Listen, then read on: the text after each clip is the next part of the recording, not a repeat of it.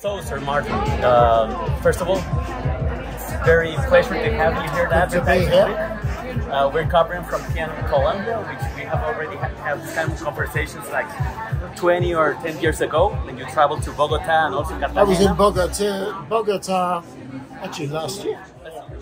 So, those, two brief questions. Yeah. First of all, what are your thoughts regarding when we talk about future advertising? I think that it would be like, what is your perspective towards the communication business, advertising? What do you think are your thoughts regarding our business? Well, two big things I think are happening. One is certainly in my life, the world was your oyster. With areas of the era of globalization, which started probably in the 1980s with Ted Levitt at the Harvard Business School, wrote a famous article. I think the world has changed. The problems around the US and China, the problems around Russia and Ukraine, the problems now in the Middle East, which emanate from Iran. Those problems make the world a very dangerous place and a very volatile place.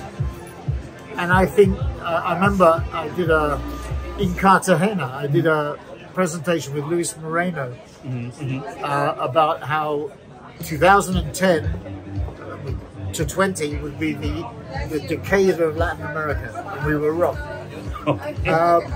I'm going to say again, this may well be the decade of Latin America because of that geographical volatility. That connection between North and South America becomes really important.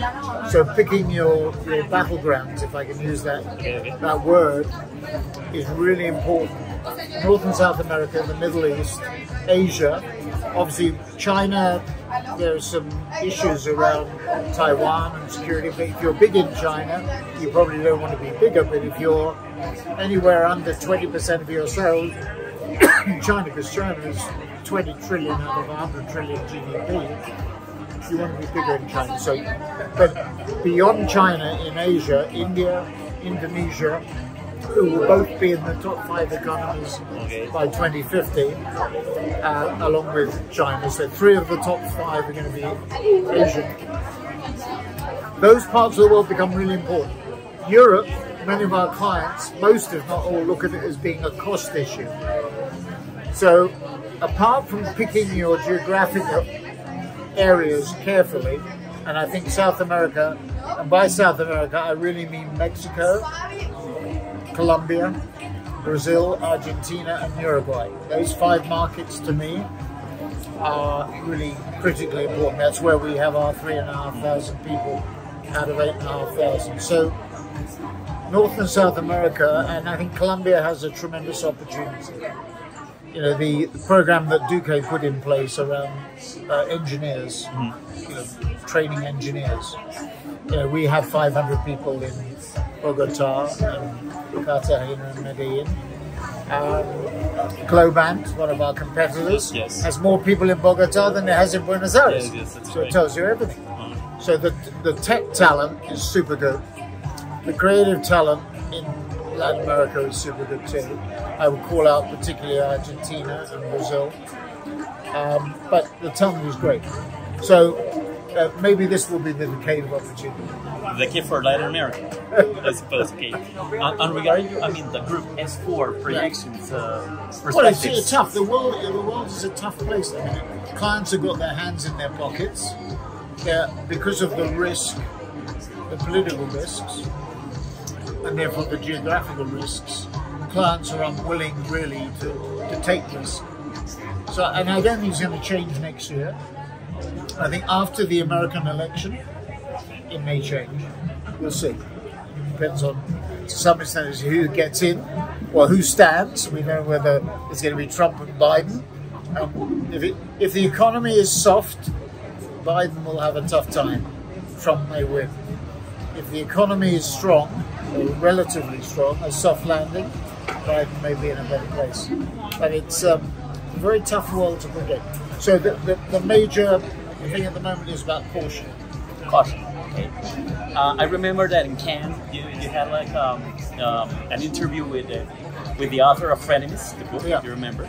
That was like around 20... 10 a letter, yeah. Yes. So when you have this kind of conversation now towards the frenemies in the global landscape. Oh yeah, no, but he used it in different the platforms, the 6 platforms, the 3 Western and the 3 Eastern.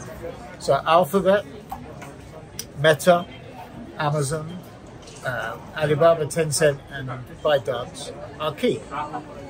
And AI will make them even more important, along with NVIDIA, along with obviously OpenAI, along with Apple, along with Microsoft, along with Adobe, Oracle, Salesforce.